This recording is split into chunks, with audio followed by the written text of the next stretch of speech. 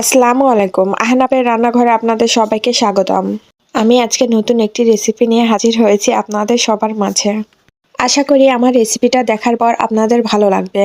তাহলে চলুন শুরু করা যাক আমার আজকের রেসিপি। শাপলা ফুলের ডাঁটি আর চিংড়ি মাছ দিয়ে দারুণ একটি রেসিপি আজকে বানাবো। আমি এখানে 1 আটি পরিমাণ শাপলা ফুলের ডাঁটি ভালোভাবে ছিলে পরিষ্কার করে নিয়েছি।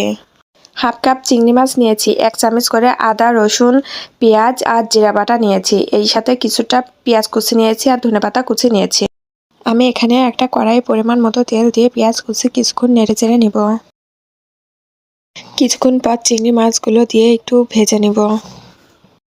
আমি এখানে 1 চিমটি মতো হলুদের গুঁড়া দিব। কিছুটা সময় ভেজে নেওয়া হয়ে গেলে আমি এখানে জিরা বাটা আর রসুন বাটা দিয়ে একটু নেড়েচেড়ে নেব। পেঁয়াজ বাটা আর আদা বাটা দিয়ে একটু কিছুক্ষণ ভালোভাবে কষিয়ে এটা ভেজে নেব। দিয়ে দিব 1.5 চামচ হলুদের গুঁড়া, 1.5 চামচ মরিচের গুঁড়া দিয়ে দিব, 1 চামচ ধনিয়া গুঁড়া দিব।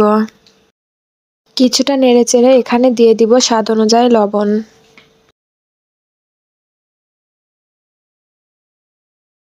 সামান্য একটু পানি দিয়ে কিছুক্ষণ কষিয়ে নিব।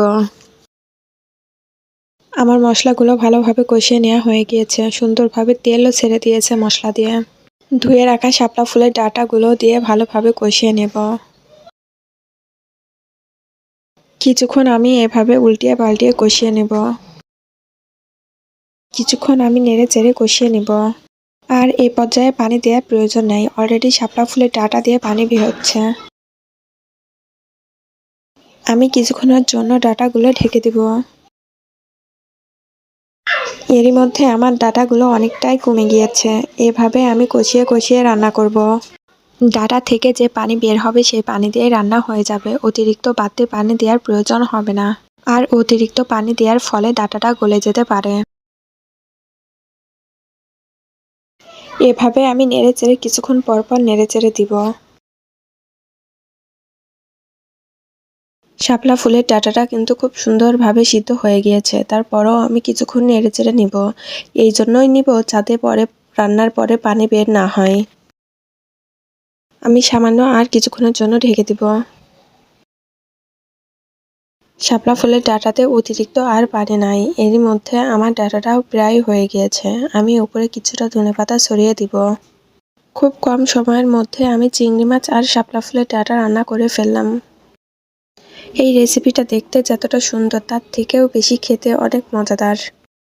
আপনারা বাসায় ইচ্ছা করলে খুব কম সময়ের মধ্যে এত মজাদার একটি রেসিপি বাসায় বানিয়ে ফেলতে পারবেন। একবার বানিয়ে দেখবেন, আপনার পরিবারের সবাই, ছোট বড় সবাই এটা পছন্দ করে খাবে।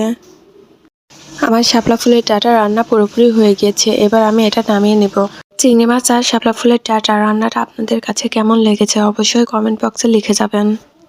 আর আমার চ্যানেলটি সাবস্ক্রাইব না করে থাকলে সাবস্ক্রাইব করে আহনাফের রান্নাঘরের সাথেই থাকবেন। আল্লাহ হাফেজ।